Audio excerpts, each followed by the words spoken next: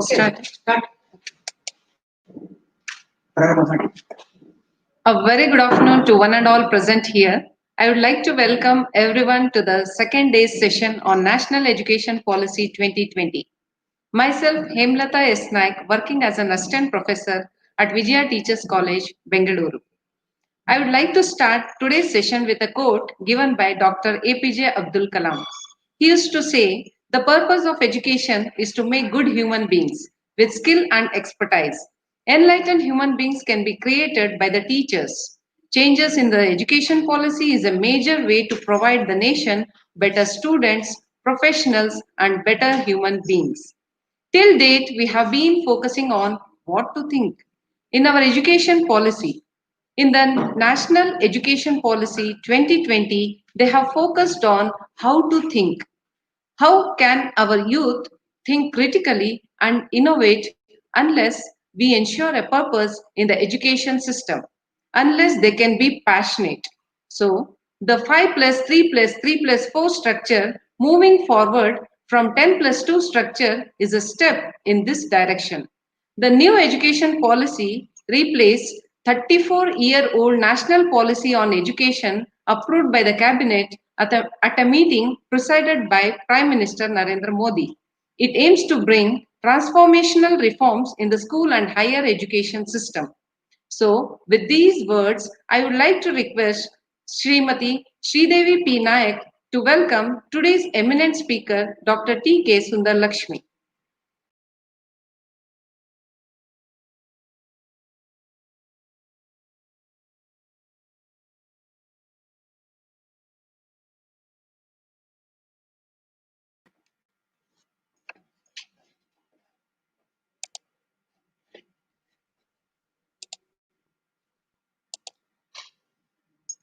A very good afternoon to one and all. A warm welcome to all the participants to Day 2 webinar on NEP 2020.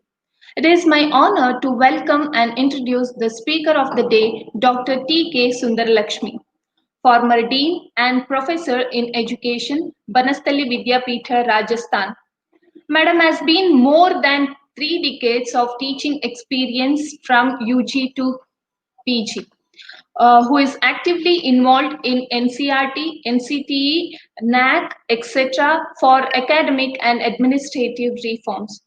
Madam has successfully completed many research projects at state and national level and had been a member of academic reform for various educational bodies, guided many students for their PhD work and been a part of many academic stages as a chairperson, panelist, and resource person, etc.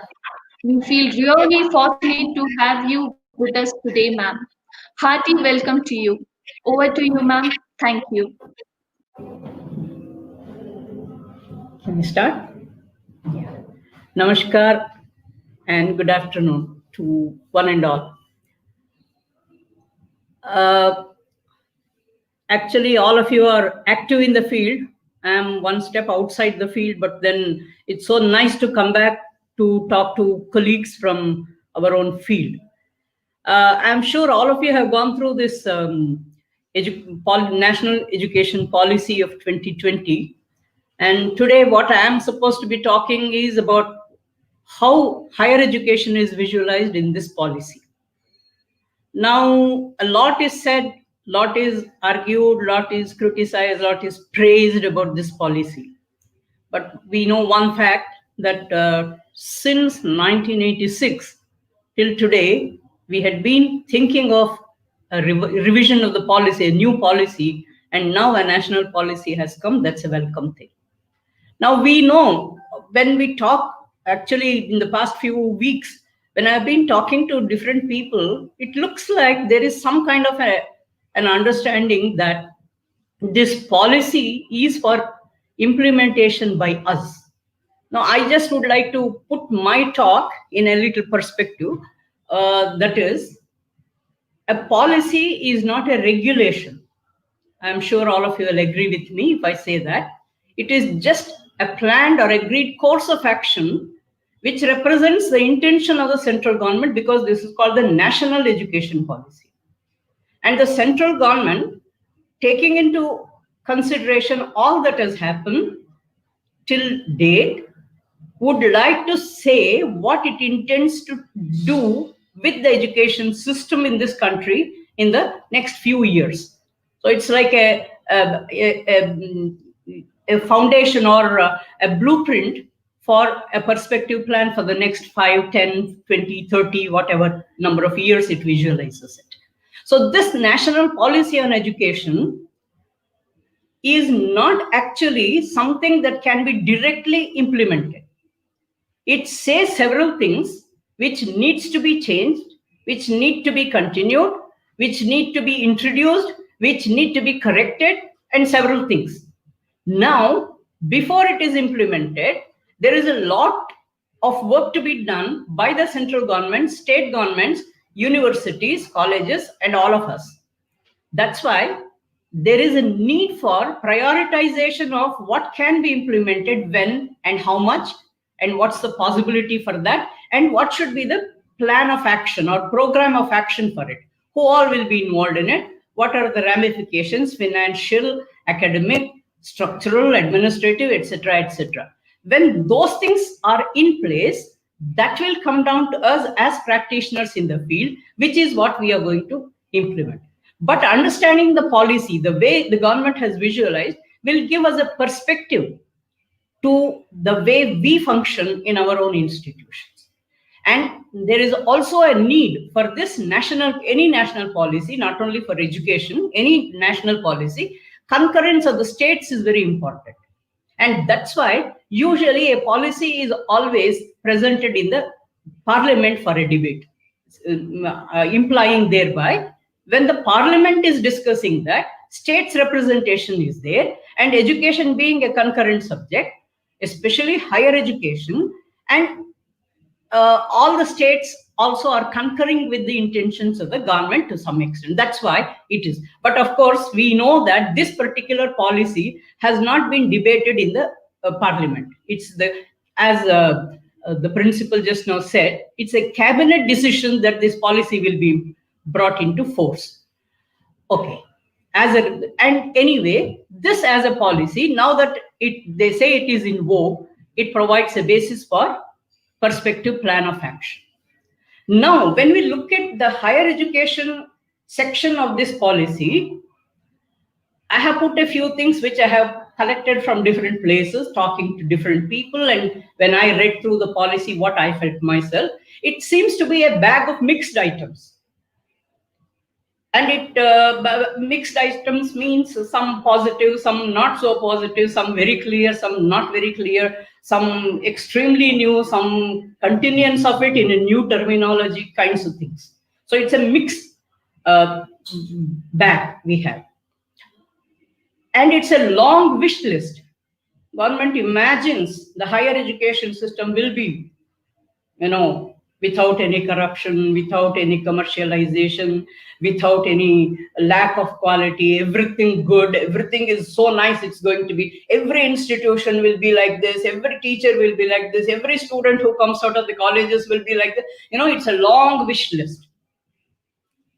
And some explicit specifics are given. Very surprisingly, for a national policy document, there are several very specific actions to be taken by different HEIs which are stated there. Usually policy statements don't make such things, but this has. And some of these things are overlapping. And some of them are a little ambiguous. Some of them are very complex to look out. Some very new, some are dilemmatic. Is it really possible, this way or that way kind of things? That's there. The existing system of education seems to be seen by this policy. All of you may disagree with me, I do not know. But by the statement of the sentences there, it seems to say that the existing system is full of flaws at all levels. So several new structures perhaps will correct them. Lots of new structures. When I say structures, newer units being visualized for different functions and purposes. And in the whole descriptions, what will be the standing of the existing structures remains to be seen more clearly. And then there is a very ambitious statement made. The implementation, actually working out the details, priorities, and the actual operational details, the plan of action by different involved departments, concerned people at all levels, everything done. At different phases, it should be implemented. The first phase is supposed to be completed by 2022. That's just around the corner. And the next level of changes and the revisions that have to take place will be done by 2030. And by 2040, the whole education, higher education scene in India will be very vibrant, as they say. It's going to be vibrant. This is what, in gist, what the policy document says. But when you read through all these things, there are certain concerns that they clearly express. The central government seems to be very concerned about certain things. They are, in fact, a little worried about certain things that are happening in the higher education system. One thing that seems to come very predominantly to the fore is there is a complexity in the present system of higher education, which makes disciplines to be very fragmented, institutions to be very fragmented, and there seems to be no emphasis on a holistic development of the child or the student or the learner. And there somehow seems to be an inefficiency in the present system in every aspect. Like, for example, there are hundreds of colleges with less than 100 intake. Why should there be such colleges? What would be their credibility? There are places where hundreds of students are there and with very little teachers, all vacancies are not filled up. So there is, who is doing what kind of thing? It's so difficult because there is a complexity. And the complexity increases because if you take universities, there are a variety of kinds of universities are there. If you take colleges, variety of colleges are there. If you take the other research institutions, there are varieties. Despite all this, wide expansion of higher education system in this country, it's sad to note that more than 70% of people do not have access to higher education. Now, this is something that seems to concern the government. They would like to see that by 2040, at least 50% of the age cohorts have accessibility to higher education in this country, so that there are lots of people who are able to graduate with some competence, with some understanding, with some attitude, so that they will be contributing to the national development. And to do all these things, the government thinks that holistic view is extremely important. Right now, in the name of specialization, everybody is only thinking of specialization. There is nothing, like an all-round development of the learner kind of thing. This four main things I could see. There are several other things, but then I'm not touching every detail of the policy, but essentially some of the things only I'm taking. So these seem to be the concerns which are expressed very prominently. And with this, they have made certain statements which I'm putting in my words. So the new vision this policy presents for higher education in India is that there is a need for complete overhauling and re-energizing. What it means, how much it's going to have ramifications at what levels is what the whole policy is about. So they say, in this new vision, it tries to explain some things like there should be a simplified, restructured network of institutions making way for easy monitoring. These words are not in the policy, but I have translated some of the things into my words. Existing structures will have to be either renewed, that is, they should be made to look new in different ways, with new names, or phased out over time, which means they should stop existing over a period of time if they are not doing their functioning properly. And in place, new structures to facilitate the implementation of new ideas. And in fact, it's surprising that there are any number of new structures they have suggested. one sometimes wonders whether in the name of reducing the complexity, we are adding a new complexity.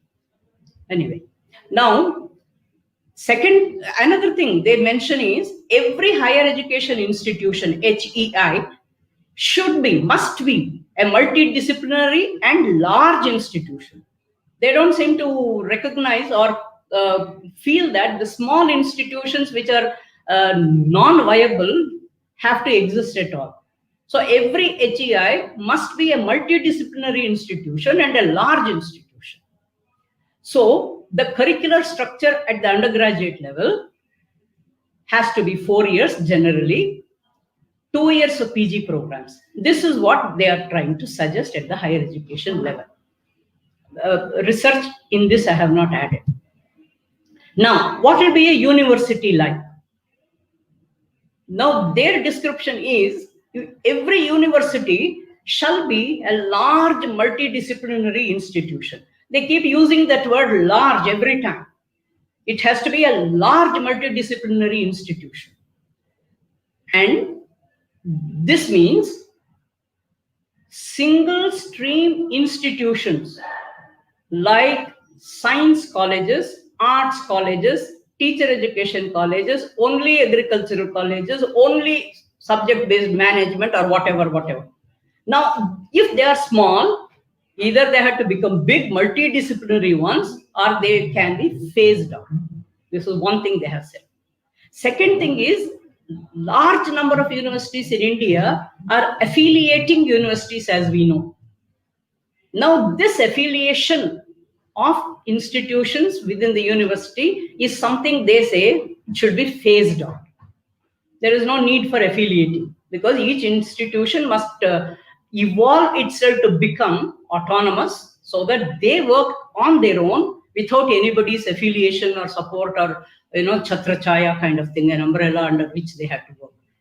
And what will happen to all the affiliating colleges at present? They say every university will have to mentor each college under it and help them to mature to become autonomous institutions. When once they are ready, make them autonomous. This is what and see that this is done before 2030, 2040. Now, there is a reorganization in terms of the vision of the universities. Not that their functioning is changed, but the way we try to identify universities. At present, as you know, there are central universities, state public universities, state private universities, institutions deemed to be universities, institutions of national importance, and things like that. Now, what they say is most of the universities will be of two kinds. Either the set of universities will be research intensive universities, the RUs as they have called it, or the teaching intensive universities. Now, apart from these things, there will be a large set of autonomous colleges which will be providing higher education. So, three kinds of higher education institutions only will be there instead of all the variety we have. We have affiliating college, self-finance college, this college, that college, any number. You take any unit in higher education, you have a big list of variety of institutions. They say they all can be streamlined into three kinds of higher education institutions: one research intensive, one teaching intensive, one autonomous college. Only three. This is what they have suggested. And for this, what is to be done is their concern now. They will have to work out the details and let us know how it has to be done. Now, universities must increase the access. And so they say, perhaps one way is to see that, universities are available very near the learner. Who are the learners who are not able to come to universities? Not the city people, but the socio-economically disadvantaged groups which are in the rural areas. They cannot travel and come and settle in cities and then try to get the higher education benefits. So what can be done is either within a district or nearby every district, if there is one university, perhaps it can attract all these disadvantaged groups also. This is one thing they have suggested. And if they come to the university, they are socially socio-economically disadvantaged groups, SEGDs, they are called. So SEGs, these groups will require a lot of motivational things, incentives, etc. So special supports must be given. Increase number of scholarships, attract them to the courses, tell them what are the opportunities and how it will help them, and if possible give them any other kind of assistance like providing the learning material or this or that. You have to work out those things. That's what they say. Then one question comes, that is, people say these days students are studying for 3 years. When you make these people study for 4 years in the graduate program and then go for post-graduation or things like that, what will happen to the opportunity cost? Especially for these socio-economically disadvantaged groups, they are all poor. They cannot afford that kind of an expenditure of an additional year, or they cannot afford not to enter the employment market as early as possible. They have to do that. Now, this is called the opportunity cost, as all of us know. So the policy says this opportunity cost, which will be lost by which is going to fall on the students or the learners, will have to be mitigated by the HEIs. How? It's not clear. Perhaps it has to be worked out. I don't know. And then they say single stream colleges, this I mentioned earlier also, will have to merge with vibrant multidisciplinary HEIs. Like if there is only science college, they seem to believe that students in those colleges will not have a holistic view of life for various reasons. One, they only study science. And some of them may even have an inclination for particular social science or liberal arts kind of subjects also, but they have no scope. Because within the science, we have already got a story with social stereotyping that it should be PCM or PCB or kind of thing like that. Now, if you want to break that and then help the student to make choices of subjects across disciplines and then study across subjects, then the college and the university must have multidisciplinary opportunities. And in a general college, undergraduate college maybe, or PG college maybe, usually many subjects are there. So it's better that single stream colleges also merge with them, so that there is some kind of an interaction across disciplines. But in practice, we know that there is hardly any interaction across departments on a campus of university. Science or microbiology teachers are on their own, physics teachers are on their own, sociology teachers are on their own, and teacher education teachers are on their own, and students may come and go. Now, anyway, they think that because there is an opportunity available, if you properly motivate the students, maybe they'll take the benefit from that. So it will be a vibrant atmosphere rather than a single stream where they feel a little restricted. Now, this 4-year program, when they say, they are suggesting one thing. This is something which has been told several times, but it has never actually taken an action format, that there should be a lot of credit-based learning, so that depending on the number of credits one acquires, one completes, or marks or grades one achieves on particular number of credits, one has to be awarded either a certificate or a diploma or a degree. This idea has been there, but it has not been operationalized. Now these people say that it should be like this. So if a person does a particular number of credits for only 1 year and then would like to leave, and he may come back later, but of course, re-entry they have not mentioned, but then it should be possible. Now, if they come back, if they leave at the end of 1 year, a certificate will be given saying that he is equipped up to this particular level. If he continues and covers a few more credits across different disciplines, what is specified for the second year, they will be given a diploma. Any person who continues for the 3rd and 4th year, depending on the program that they have, they will get a bachelor degree. So whoever lives in between is not a dropout. He has completed something which is going to get him a job up to that level, whatever he is equipped for. This is one thing they have suggested. Now, for this, the basic thing that's required is the CBCS, which we all have heard of, and in different ways we are following. Some are doing it very effectively, some are doing it in an Amkavaste. Something in the name of CBCS is going on, but then it's not really CBCS. That is credit-based, choice-based credit system, which means, as we all know, every learner is supposed to complete so many credits worth of study for a particular program.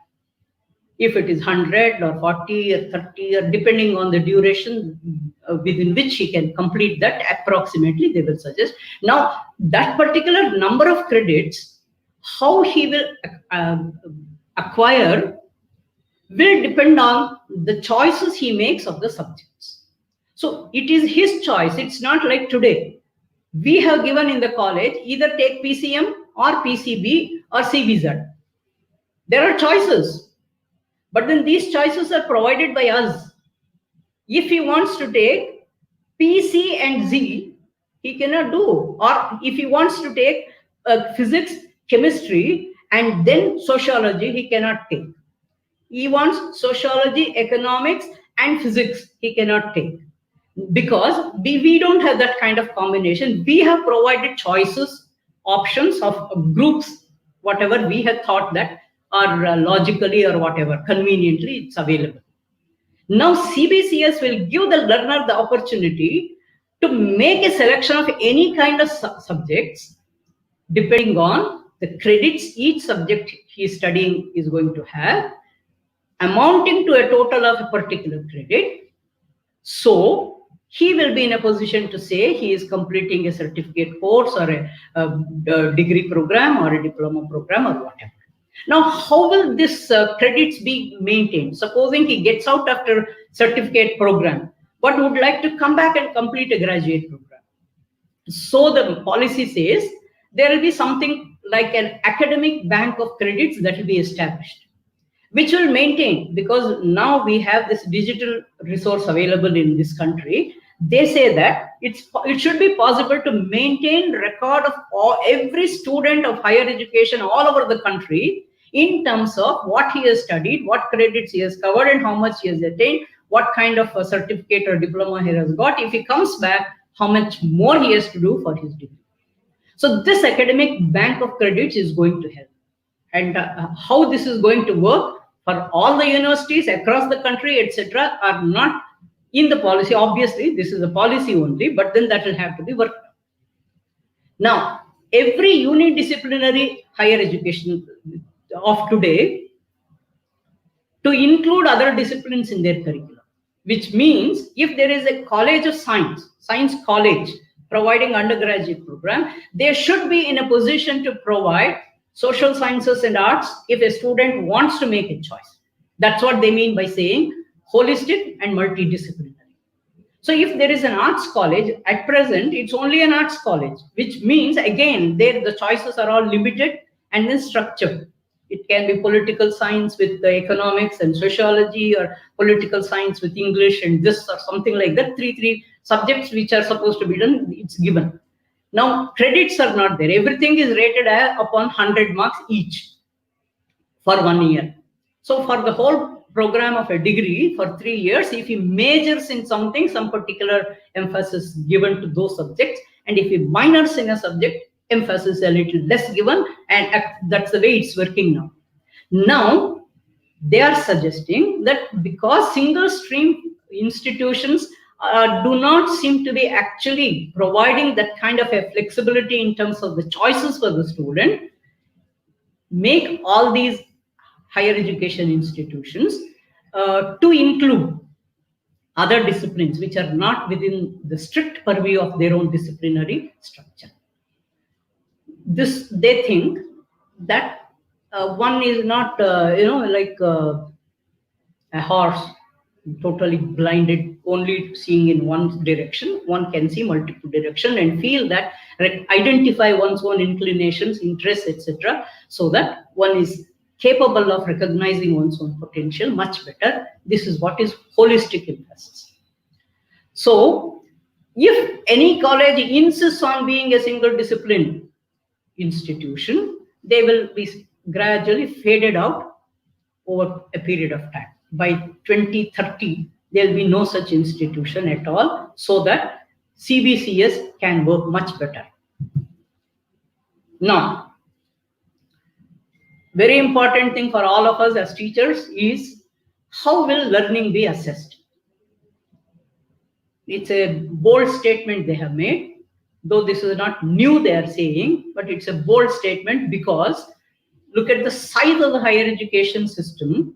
And in this system, if you have to have continuous and comprehensive evaluation based on criterion-based graded system, it's going to reorient all our thought processes. At school level, this has already been introduced, and school teachers have, at least till recently, they have been doing continuous and comprehensive assessment, etc. But at college level, some institutions which are really innovative and progressive, they have been doing, but by and large, criterion-based grading isn't there. Now that should be done, which means every subject that a student studies, he knows at the end of it what is it he is going to be capable of doing. So there is a criterion or a set of criteria which will be known to him, and the teacher knows by going through this particular process, this is what he will be able to do. And based on that, is he capable of doing that, rather than just saying, have you learnt this? How much do you remember? Kind of thing. They will be tested on what actually they are supposed to do. Have they done it? How far they have learned it? Now, this cannot be done at one time, like a periodical test after 2 months, one semester end exam and one final year exam kind of thing. So it has to be continuous. It's mostly more than the written examination. It is the way one approaches the whole learning situations that's very important. So the whole thing, along with the testing at given particular times, put together will become comprehensive. All his attributes are focused on in the assessment, so that this kind of an assessment system has to be evolved by the higher education institution, because this cannot be done on a larger scale by an external examiner. Because if I am a teacher, I know what my students are going through as learning experiences, and I know how they have gone through. Somebody has put in very innovative effort. Somebody has I can continue. Okay, sorry. Now I know what they are doing. I know how they are doing. I know how much they have done. So on the basis of which, I will be able to assess them much better than somebody unknown to the learner as well as me coming and saying, you have learned this, you have not learned this. So it has to be continuous and it has to be comprehensive, not necessarily only about the subject matter, but the cognitive processes, affective processes, psychomotor processes, as well as other things, community relationship, and the way he visualizes the applications that he makes, all kinds of things. Now, if this kind of an assessment system evolves, then obviously external examination system looks ridiculous. It looks out of place. So they say, over a period of course, we are very much used to it. So we think that it's always better to have an external examination, because if the external examination is that I am not in focus, I have taught whatever I have to do and they have learned whatever they could, and somebody assesses. So if I fail somebody, I will not be questioned. Somebody else will be responsible. That kind of an attitude also comes into some teachers' minds. Now, external examination should be phased out. This is a very challenging thing. How it's going to work out, we should see. And all of us, if we make up our mind, it's not a very difficult thing, but it's challenging because our mindset has to change. Parents' mindset has to change. Students' mindset has to change, because somehow or other, I'm sorry to say, but in this country, we have very little faith in the teacher. Maybe because the way we behave as teachers, I don't know. But if the teacher says, I rate you high, people will say, iska kuch hoga, he must be related or something. Why is he giving him more marks? If you give him less marks and say these are the things you didn't do, so you are scoring less, people will say being unnecessarily cruel to the student. Now, I don't have to tell you the kinds of things that happen in the name of assessment. I know by my own experience, external examiners who came, they would ask, in your department, what is the range we should keep in mind, madam? I used to tell them, I don't understand what is the range. If we have 100 marks, 0 to 100 is the range. You can place them anywhere you like, depending on what you are looking for. And see that and then place them. They would say, how is it possible? In our colleges, we always keep 85 as the base. So below 85, we don't give anybody. What is yours? Now, these kinds of, personalized adaptations have been there. Now, all of them will go away if external examinations are stopped. But for this, if a teacher really evolves a criterion-based grading system, and the teacher is capable of telling what a student has learned, how much, etc., and the student also knows why he is getting an A or B or C or D or E or whatever, there is a transparency, there is a mutual acceptance. Learner knows why he is rated like that. Teacher knows why the learner has been rated like that. And so parents will have to believe that, trust that. So they cannot say, how can my son, I am a professor, how can my son get a D grade? In this particular test, he did not do well. He knows it. Teacher knows it, but the parents will not be able to accept. The neighbor's son got an A plus and my son got B plus only. Why? These are all non-academic way of looking at it, because only we look at the product, not the process. Whereas criterion-based grading system and the continuous comprehensive evaluation system always looks for the process which results in a product, not product alone. Now, this kind of a faith in a teacher, we must trust the teacher and put the teacher, the onus on the teacher. And teachers also have to rise to the occasion, and students have to also become active participants in the whole process. That's why in 2005, when they developed a document for school curriculum, national curriculum framework for 10-year schooling, when they did that, they used one word, one expression, one term. They didn't say learning assessment. Assessment for learning. It is not assessment of learning. So the assessment process tells a student in the process of learning itself where one stands, where else can he go, what he couldn't learn, how he can make up for it, etc., with his concurrence. Now, if that kind of a thing has to come, then it's not learning assessment. It is assessment for learning. Now, that kind of a system, this at least, no, it's not stated, but when you read these terminology, behind that, these are the explanations that we all use. Teacher educators have been talking about this. They all know it already. Now, in the large system of undergraduate education we have to bring in this. That's a challenge. I'm sure you will imagine what it means. And so, I'm just putting only the main highlights. I'm not going into every detail of everything they have said.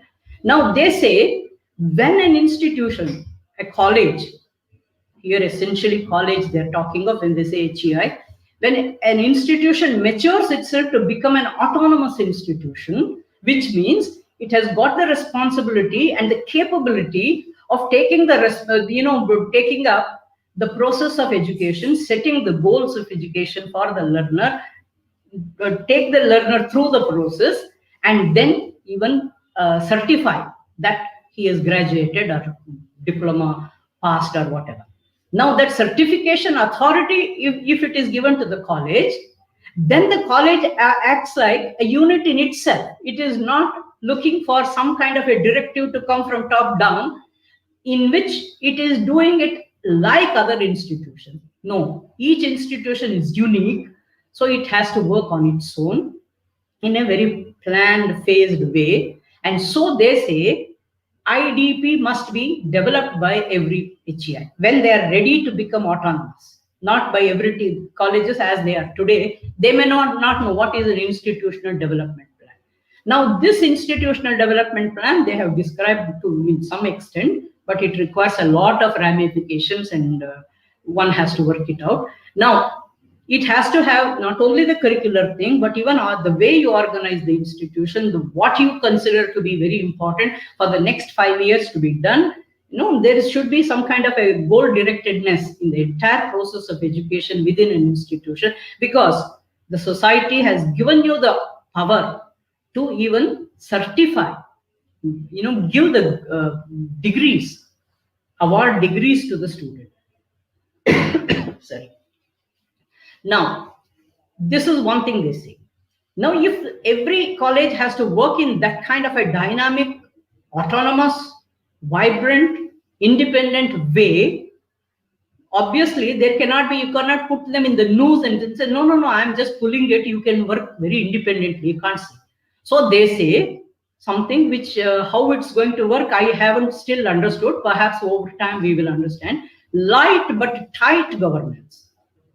You remember earlier I told the basic concern is that they feel that there is a substandard functioning of the colleges in this country. So they need to be governed properly. They cannot be allowed to go this way or that way. They cannot be substandard. At the same time, if they are too tightly controlled, where is creativity? Where is innovativeness? Where is autonomy? So it should be light but tight. That's what they say. That kind of a governance should emerge in the higher education institutions and for the institutional functioning at the higher levels also. So, and then they say, looking at the kinds of developments that have happened and the available channels we have, etc., every higher education institution can think of going beyond the face-to-face mode of classroom teaching.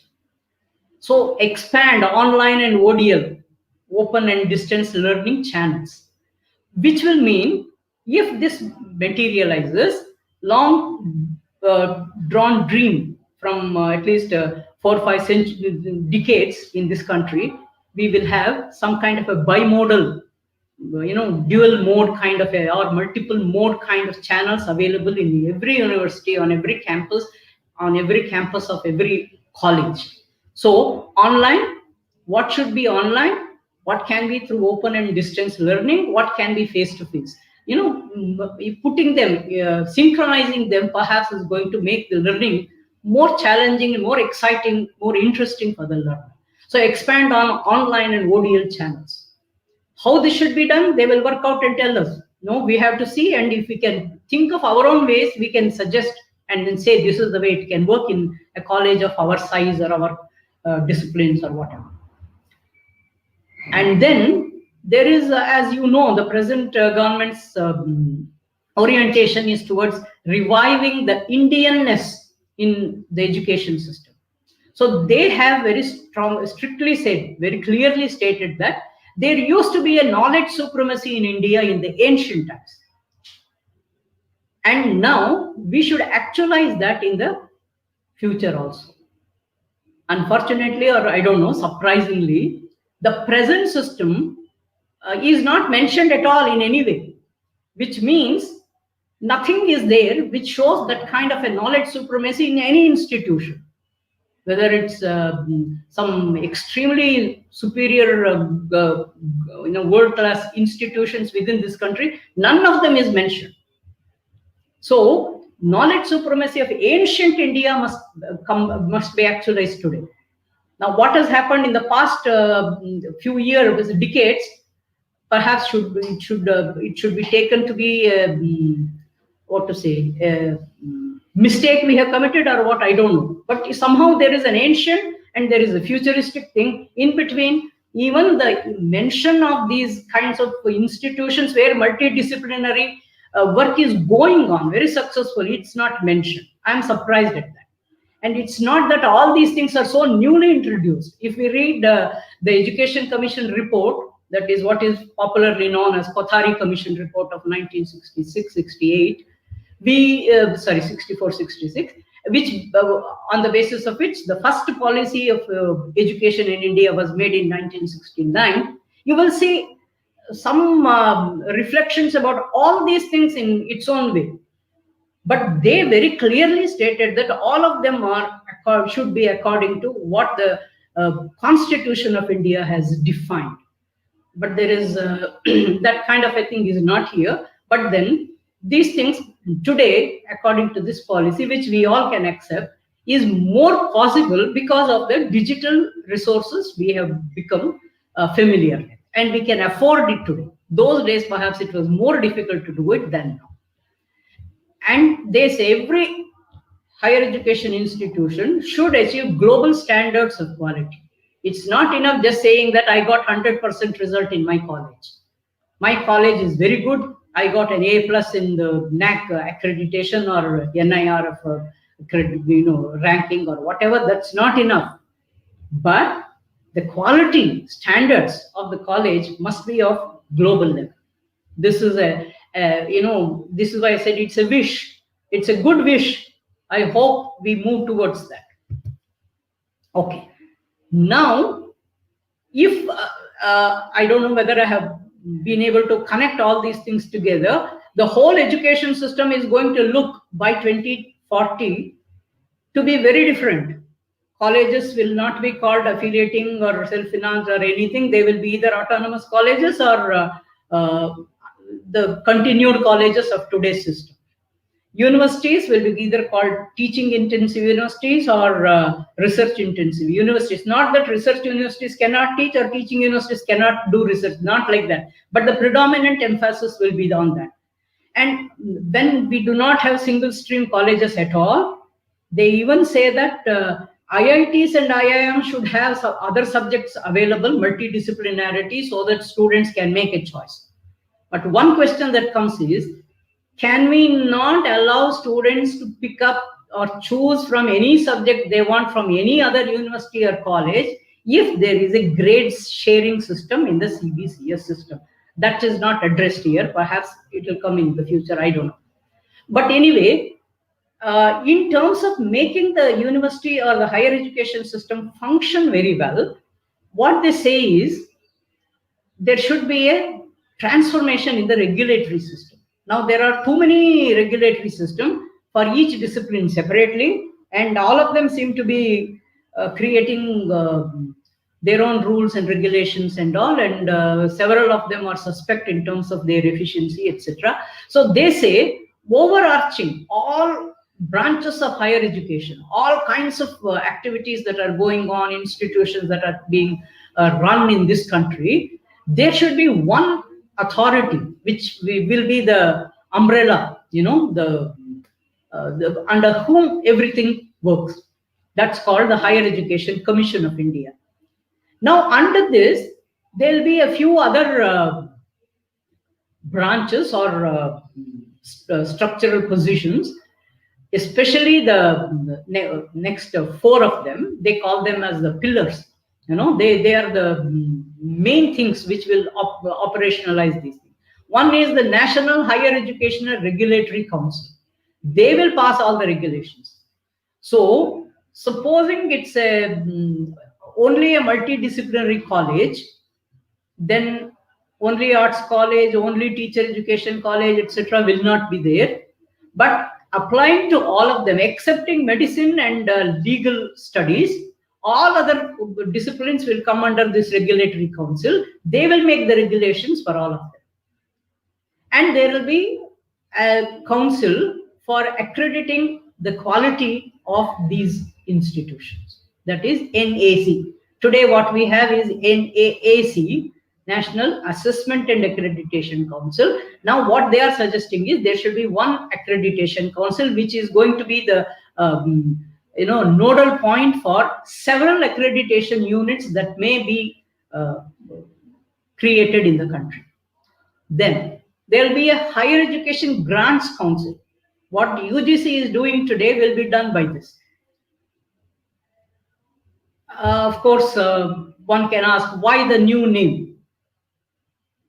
For that, perhaps its functioning will be visualized a little differently or whatever. And UGC and NCT kinds of other institutions which are regulatory now, the policy suggests that they will all become standard setting institutions, not regulatory institutions. I do not know how this is going to work out, because many of those institutions have been set up by the Parliamentary Act. And the Act has already defined its roles and functions and whatever. Now, can those things be changed or altered by the cabinet or the policy? This is something they will be considering perhaps now. So something will come out. What comes out of it, we should see. Then there'll be a general education council which will entirely take care of the undergraduate programs and all disciplines. Then B.Ed also will go under that. Some languages, literature, and other humanities, social sciences, technology, everything will be under that. So at the graduate level, this will take care. And the other levels, the higher education regulatory council will suggest what is to be done. Now, apart from these 4 things which will work under HECI, there are lots of new structures they have suggested. I have picked a few only here.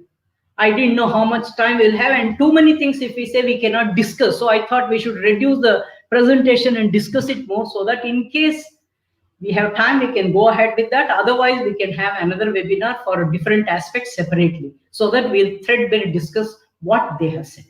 Anyway, now one important thing they have said, UGC is going to be taken away from the research focus it has. Now it is supposed to promote research as well as grant for higher education. Now there will be a National Research Foundation, NRF, which is going to take care of all the research programs, grant them, or that is sanction some financial support, encourage innovative studies, and then support research fellows, projects to be given, and peer-reviewed projects to be encouraged, and things like that they have mentioned. This is going to be a very important organ of the government. Then they would like to identify some of the universities as multidisciplinary education and research universities.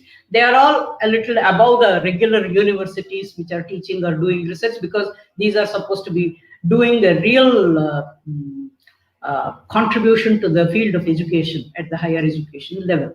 So they are called MERUs, to be set up on par with IITs and IIMs, they say. Whereas in some other place, they say IITs and IIMs should also be multidisciplinary kind of thing. So whether they will maintain their unique positions they have as specialized institutions remains to be understood a little more. Now there will be one more thing which will try to make sure that technology is integrated into higher education with ease, and anybody's experience can be consolidated, taken in, and then disseminated, and then promoted, and things like that. So for that, they say National Education Technology Forum will be set up. So what it will do, its functions, aims, etc., will have to be worked out. That's the next step. And then there will be a national mission for mentoring. Please remember, earlier I said independent colleges, affiliating colleges should be phased out, and every college must be mentored by their university to become capable of becoming autonomous institutions. So mentoring at the college level, mentoring at the student level, teacher has to mentor the students, all these things. There will be a mission. On a mission mode we should work, so that this takes takes off fast. That's what they have said. Now when we look at all these things, some questions come in the mind. Actually, several people have been raising this on the YouTube. It's flooded with such discussions and all. It's very interesting to see, and it's very nice to see also people have different views on different things. And of course, it's sad that some people just say because the government has a devo, everything is okay only, it's going to be nice only kind of thing also it's there. But it has generated a lot of discourse. That's very nice. But we need to continue with that and try to understand how it's going to work out, trying to keep track of how the government is visualizing this and operationalizing each one of their vision statements into programs or actions or regulations. Now, one question that everybody says, there is no reference to what is happening today, as I told you. So when they keep on saying the education system is going to become holistic in nature, it's going to be multidisciplinary, it looks like it is a new concept. The question remains, is it a new concept? Has it not been there at all? Most universities are multidisciplinary only, general universities as we call them. Now, if that is so, how are we going to ensure a connotation of multidisciplinarity? They are not saying interdisciplinary, they are saying multidisciplinary, please remember. Now, just making every institution have multiple disciplinary divisions, is it good enough for all-round or holistic development, or something more to be done? And if it is not new, why not accept it and try to derive some lessons from those institutions which have been multidisciplinary and successfully so for quite some time in this country? There are several institutions which are really doing good work and no mention of them. And I don't need to mention their names, all of you know them. Can it not be, sorry, there is a spelling mistake, can it not be achieved in the existing system with credits transfer provision? That is, if a student chooses, given the same system as we have today, a science student chooses to do some courses worth some 12 credits or whatever, some number of credits in art subject or social sciences, he can do them with in some other college, with in liaison with some other college. Now they will assess him for whatever he has learned, and that credit grade he gets will be transferred here. Now, if that is possible, then we don't need to make much change. This is one possibility. That's what people are saying. Credit transfer system is very widely available in the other countries. Can we try that? If that is so, then perhaps so many structural changes perhaps may not be necessary. If you have to overhaul the entire, every singular institution, is it really called for? That's one argument that's given. And the other argument may be that if there are substandard institutions, close them. It's okay, what's there? Or if there are good singular institutions, single stream institutions, enlarge them into multidisciplinary institutions. But if you have to expand them into multidisciplinary institutions, it means some cost. Who's going to bear it? From where will it come? And what will be the possibility for this? And if you want to fade out all the weaker institutions or single stream institutions, what has gone into the investment into it? What will happen to that? How do you deal with it? And they have all invested such a lot according to the norms set by their respective regulatory authorities. Now, such problems are there. Now, if you would like to simplify it, can credit transfer system be one possibility? Why hasn't that been considered at all? Why should every institution be having some courses available in all possible disciplines? Which will mean that every institution is a generalized institution, not specialized. This is one argument. I'm just pooling some ideas here and there and giving you how people are visualizing it. Now, the other argument people give is there should be a scope for multidisciplinarity. Or should there be a mandate for it? This policy seems to mandate it. Either an institution is multidisciplinary or it's not going to be there. Is that relevant? Is it necessary? Or if you provide a scope for multidisciplinarity, opportunity for multidisciplinarity, as and when it is required, wherever it's possible and however it's possible in every program, can it be done? Instead of mandating it, it's like telling that you better be innovative. Innovation cannot be by a mandate. You better be creative. Creativity doesn't come by mandate. It doesn't come by some kind of a regulation. It doesn't come by some control. Should it be mandated? This is one question people ask. So if you provide a scope for multidisciplinarity, innovativeness, creative thinking, etc., is that more relevant, pertinent, or mandating it is more pertinent? Then, When several HEIs, which are single stream things, get merged, perhaps the purpose of keeping them independent may be lost. See, if you say a technology institution, it's a technology institution only, not that they should not permit that some kind of a, interaction with other disciplines. But then there is some kind of some level of specialization intended. That's why they are in single stream. Now, when they merge, science college merges with something, teacher education college merges with something, technology college merges with, vocational college merges.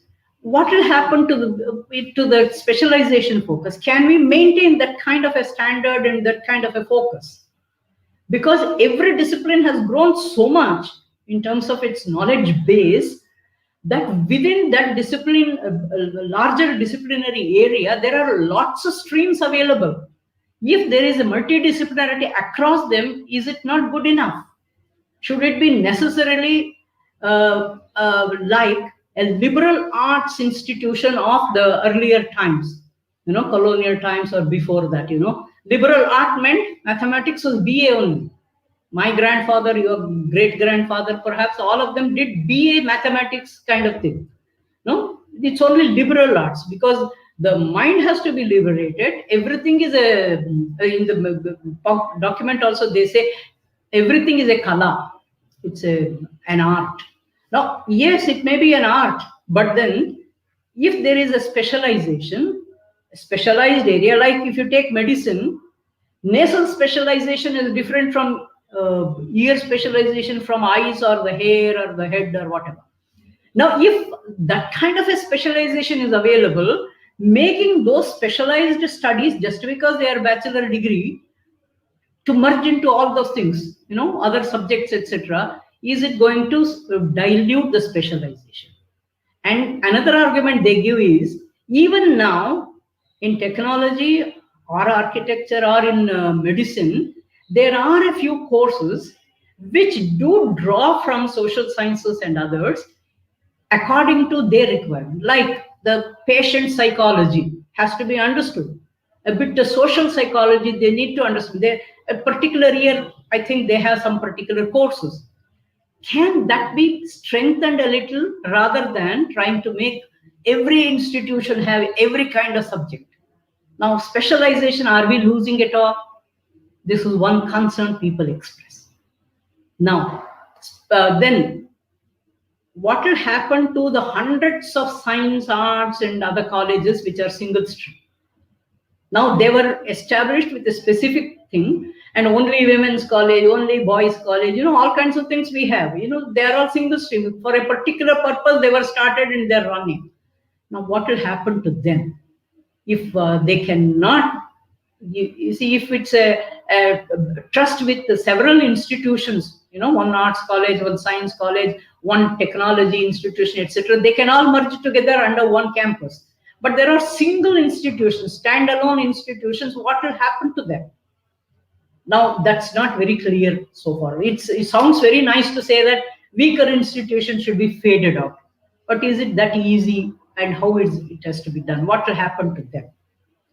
And then, if, I remember one more thing. If affiliation is not to be accepted, no college should be called affiliating college. What will they be called? Are they going to be part of the university system at all? Now, we recognize a private independent college which accepts administrative as well as academic overarching authority of the university, so we call them affiliating. Now, if there should be no affiliating colleges, then what will they be? What is their status? That kind of a question also has been asked. So, why should every HEI necessarily be a large multidisciplinary unit, which we covered just now? It's okay. Now, who is going to bear the additional investment? Of course, the policy says very nicely in 1986, the policy had said 6% of the GDP will be devoted for education. It could not succeed in that. Now we are going to make it. Now, so many new structures to be set up, so many old structures to be maintained with renewed or revised responsibility, etc. Now look at the cost that we are enhancing for higher education. And within every higher education institute, so many things are said. Who is going to bear the cost? Students should be given a fee, no extra fee should be charged, no donation should be taken. Fee regulation authorities are there in every state, but then quality infrastructure should be provided and quality education should be provided. Teachers should be provided 7 pay commission salary. Now, education is not a self-generative capital system. Now, what will happen to all these things? How do we manage? We need some guidance about that, without which it may become a little far-fetched thought. This is another concern people have been expressing. Now, when these new institutions, several structures we mentioned, come into existence, what will be the balance between the existing ones and ICMR, ICHR, NCT, UGC, all kinds of things are there. No, they are many of them are parliamentary act, based on a parliamentary act. They have been established. Now, perhaps you cannot just cancel them out or fade them out. Now, if they also exist, new also exist, what will be the synchrony among them? How will they work? Will they be regulatory? If they are not regulatory, then what will be their standing? What will be the new institution standing? And what it means by implication to the actual implementing agencies called the colleges and universities. So are we increasing the control system in the name of light and tight governance, or are we going to make it easy? Are we increasing the complexity in the system, or are we making it less? Are we duplicating effort, or are we trying to consolidate effort? Are we trying to really promote innovation, or are we going to mandate everything and kill the creativity and innovation spirit itself? Now, these are the kind of dilemmatic things that come to the fore to academic minds. Now, all these things, you can imagine why. I'm sure all of you have thought of talking about this and holding a webinar only because you have lots of such questions. And if these are all clarified in the program of action that's going to come out, maybe as a single document or as regulations by different agencies in different ways, now only then we will be in a position to see how it's going to work in our own small functional areas.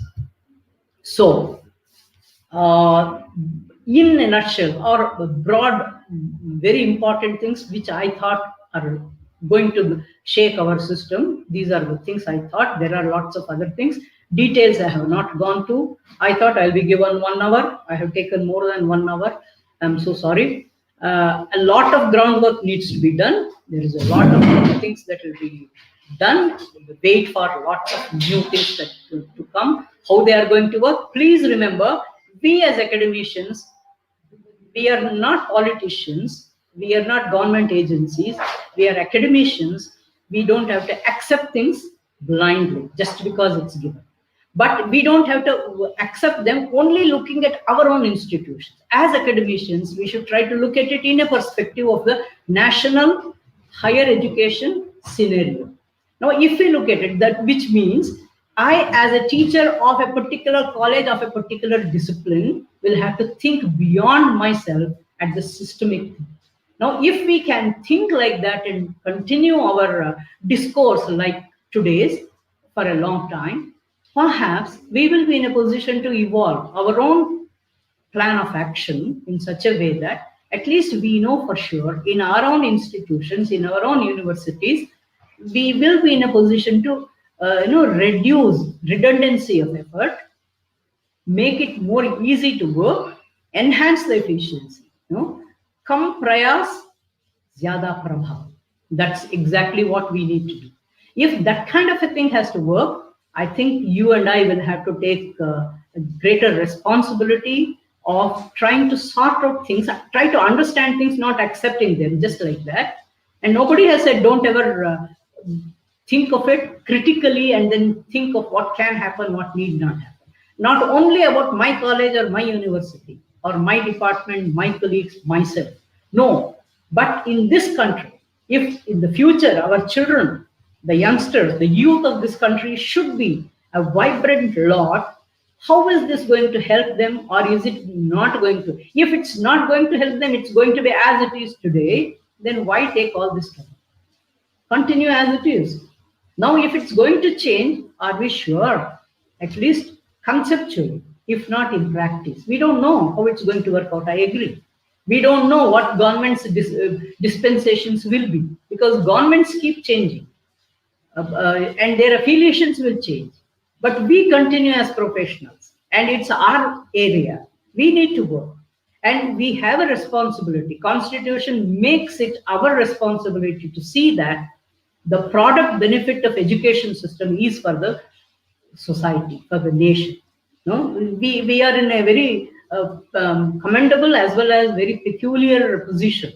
We derive our resources from outside, whether it is students or money or whatever. Everything is from outside. We process the whole thing, and the product benefit, the graduate attributes or the graduates or the educated persons, they are given as contribution to the society. We don't have that. We give it to the society. Now, in that position, it's very easy to be manipulated by the resource providers as well as the product users. But still, we have to maintain our stance and then say, we do this way because this is the kind of resource we want and we are getting, and this is the way we want our products to behave when they get out. Now, this only we can do, nobody else can do. Let's hope you people, I am out of the system now, I'm just an onlooker, I'm looking at it, but you people, I'm sure you have got very exciting, challenging future in the field of education. Do well, all the best. If I can be of some use to you some other time also, most welcome. Thank you.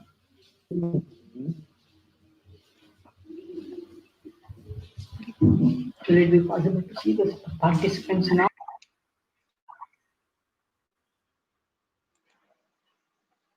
Thank you, madam, for the valuable information shared on the significant issues in the higher education.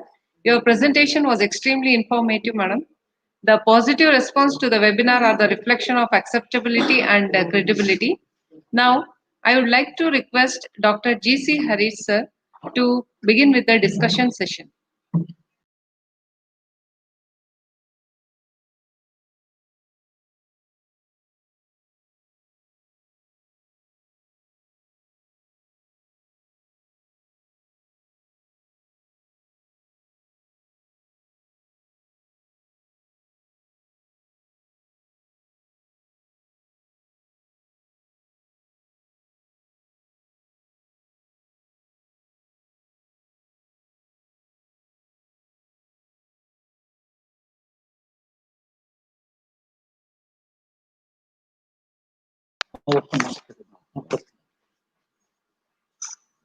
Okay, madam. Yeah, Helipa.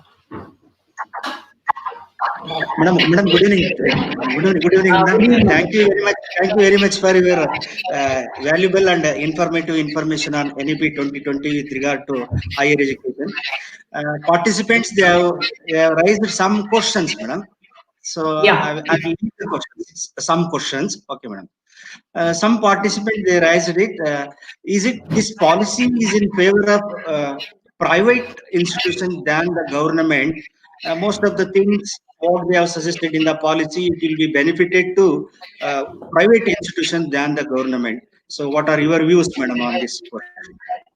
If you read through carefully this policy document, they say one thing in different places.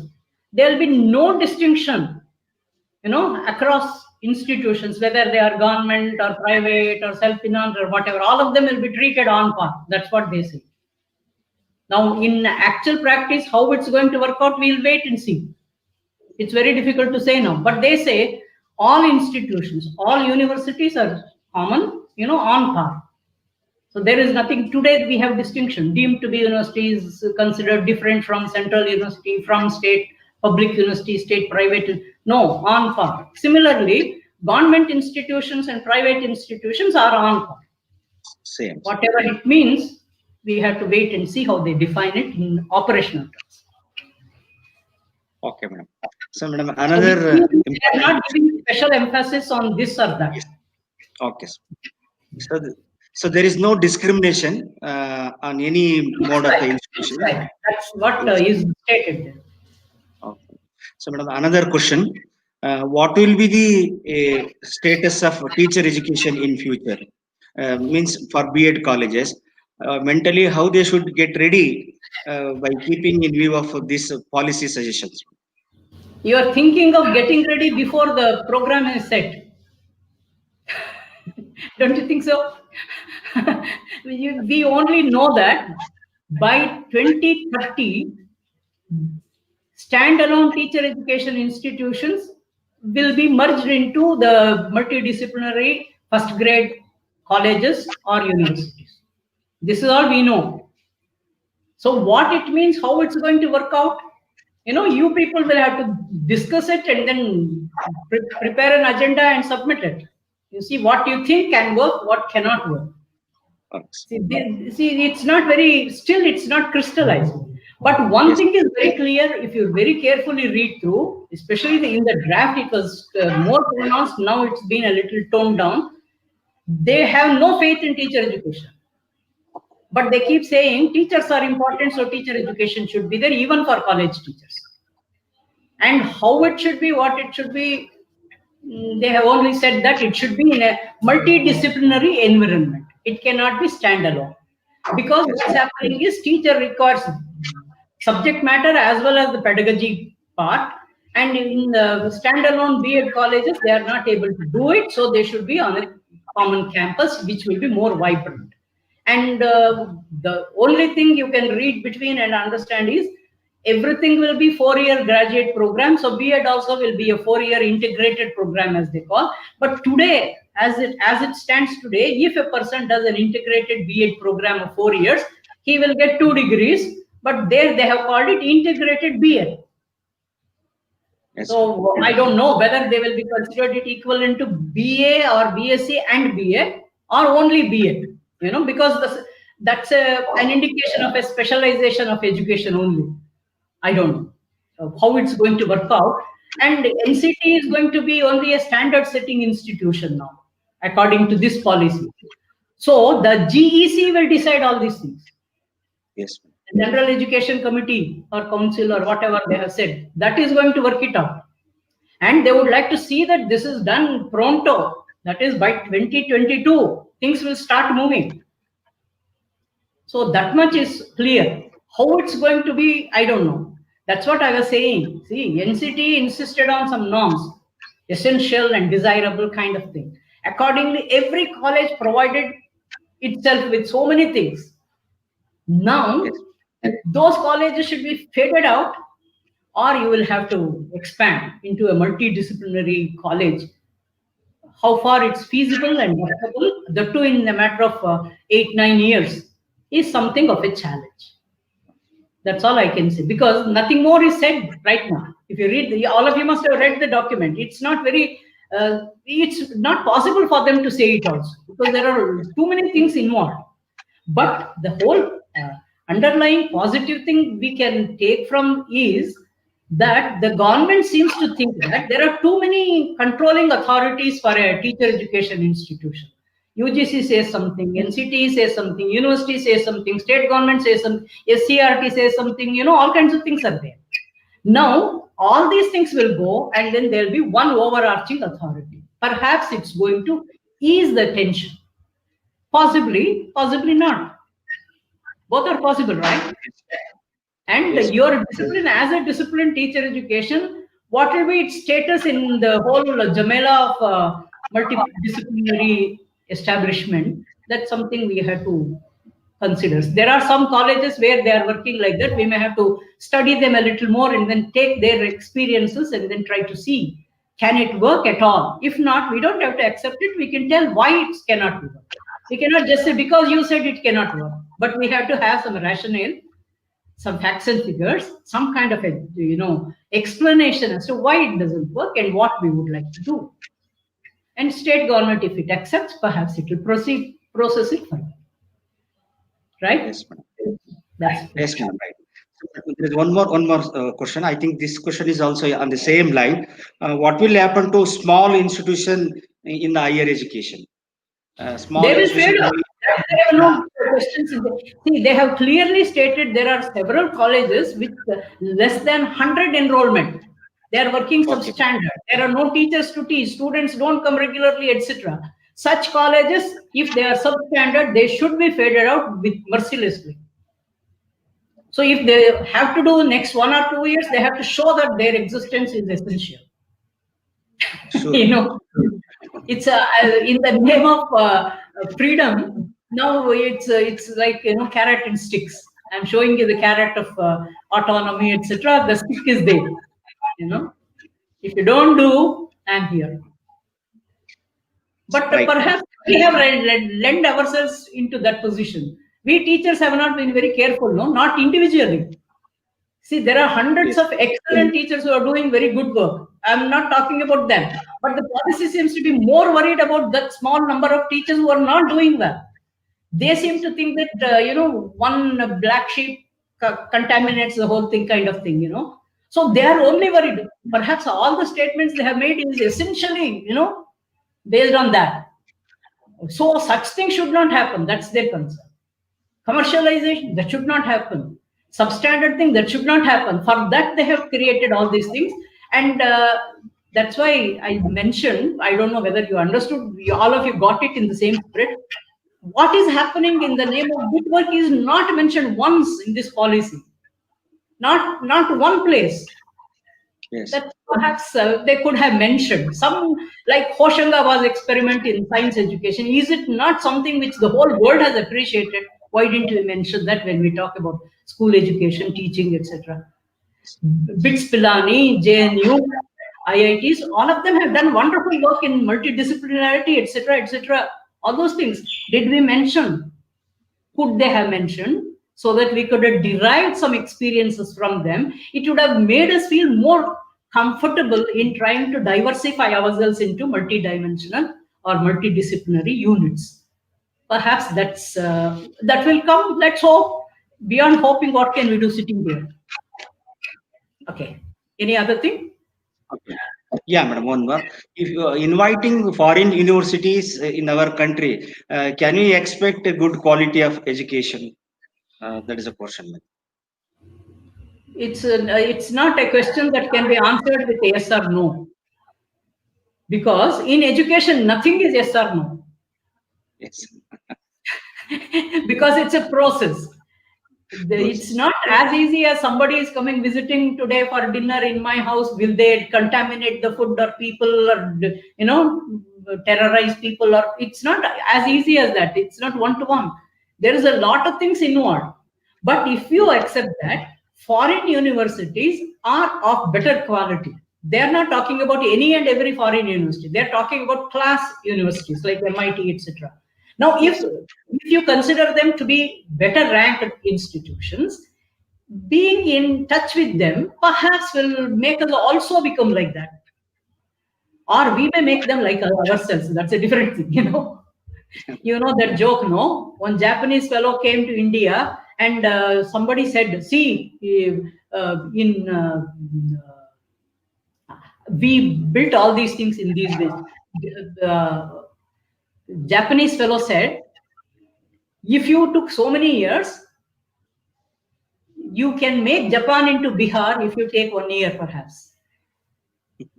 See, if you take the responsibility, which means it's an attitude, it's a emphasis you're providing, the kind of, so which way it works, it's very difficult to say yes or no. But there is a chance that only those institutions in this country which are of some standing will have the gumption to approach the foreign universities to collaborate with them. Everybody cannot do that.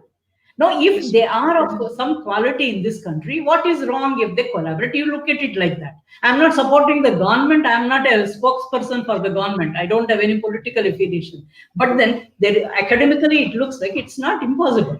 But will it work? It's for us to make it. Teachers can make anything work. Teachers can destroy anything. Anything. That's the potential of a teacher, which I think we have not recognized. We still think that NCTE should tell us, UGC must permit us, university must grant us. We still are in that orientation. No, we are the ones who are running the institution and the system. Not that we should become powerful. No, we have to become active, empowered. We have to own our owners. We have to take the onus on ourselves. We have to, say that it's our thing. We know better than you sitting there in Delhi or in Bangalore with Ansauda. If we become that kind of an organized academic lot, then anything will work. It's for us to decide. Not the policy cannot mandate anything for us. That is why I'm saying is I'm not against or for government, but as academicians, why should somebody mandate what we need to do? It's a concept, very academic question. It's for us to consider.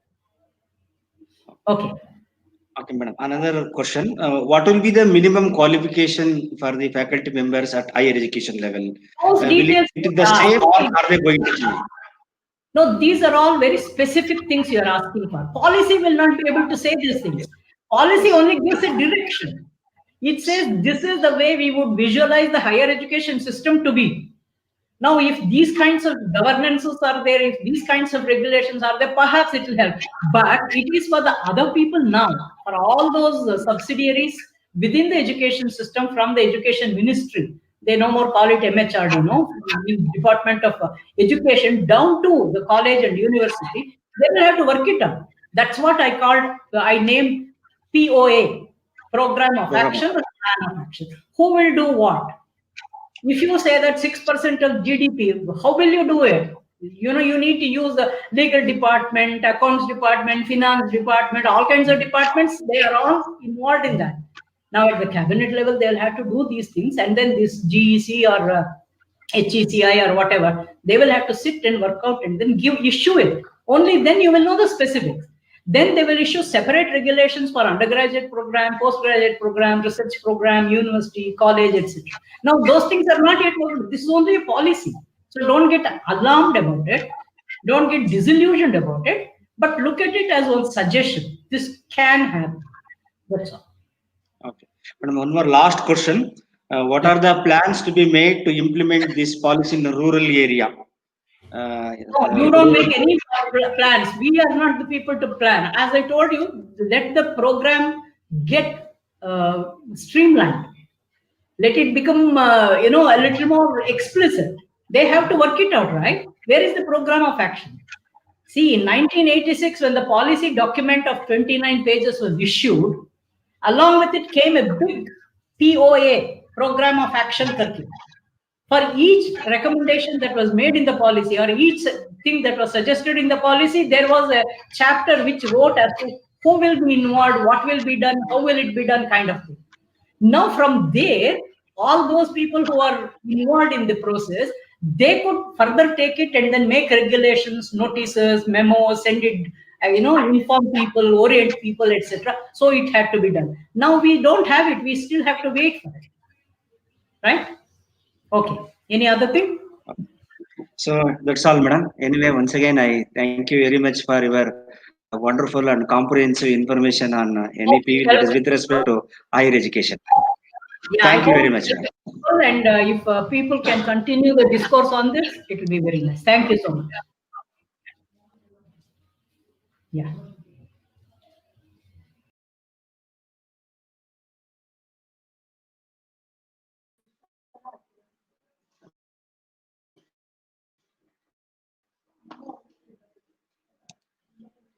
Thank you, madam, for the valuable information, and thank you for the discussion session. I would like to thank Dr. G.C. Hari sir for the discussion session. And now I would like to request Srimati B.M. Lakshmi to give vote of thanks.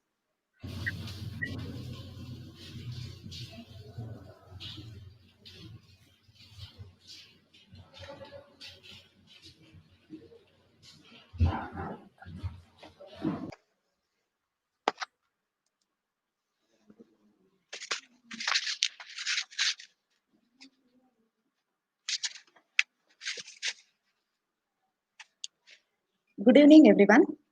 It has been a great journey in acquiring enormous knowledge on NEP 2020. Now we are at the end of it, and it is the time for expressing our gratitude to all the people who have contributed for the success of this wonderful event. Respected speakers, principal, coordinator, my colleagues, and the participants, it is my privilege to have asked to propose a vote of thanks on this occasion. I, on behalf of Vijaya Teachers College and IQAC, extend a very hearty vote of thanks to the management BHS HES for giving us the opportunity to host this two-day national webinar on NEP 2020. I would like to extend our thanks to Dr. R.V. Prabhakara, Vice President BHS HES, for inaugurating this webinar. I would like to extend our gratitude to the resourceful person on the day one, Professor S. Niranjan Das, former principal, Vijaya Teachers College, who has enriched us on NEP 2020 with respect to challenges and strategies in school education.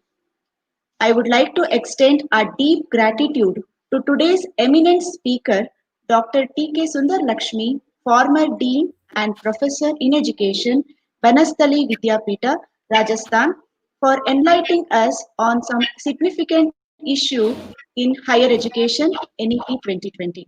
Thank you very much, madam, for such a wonderful session. I extend our special thanks to patron of the webinar, Dr. K.S. Sameera Simha, Joint Secretary and Dean of Vijaya Teachers College, for his unwavering support to us in organizing this webinar. I would like to extend our special thanks to Dr. P.T. Meena, Principal Vijaya Teachers College, for being our strength throughout this webinar. Thank you very much, madam. I would like to extend our special thanks to Dr. G.C. Harish, Assistant Professor and IQAC Coordinator, for taking the initiative and making this webinar a grand success. Thank you very much, sir. I would like to extend a hearty thanks to Shri Suresh Shetty, Assistant Professor, Vijaya Teachers College, for his uninterrupted technical support throughout this webinar. Thank you very much, sir. I would like to extend our heartfelt thanks to all the teaching and non-teaching members of Vijaya Teachers College for their commitment and constant support in making this webinar a grand success. I would like to extend a special thanks to all the participants for their interest and participation in making this webinar a fruitful one. I would like to extend our thanks to all those who have contributed for the grand success of this webinar. Thank you all.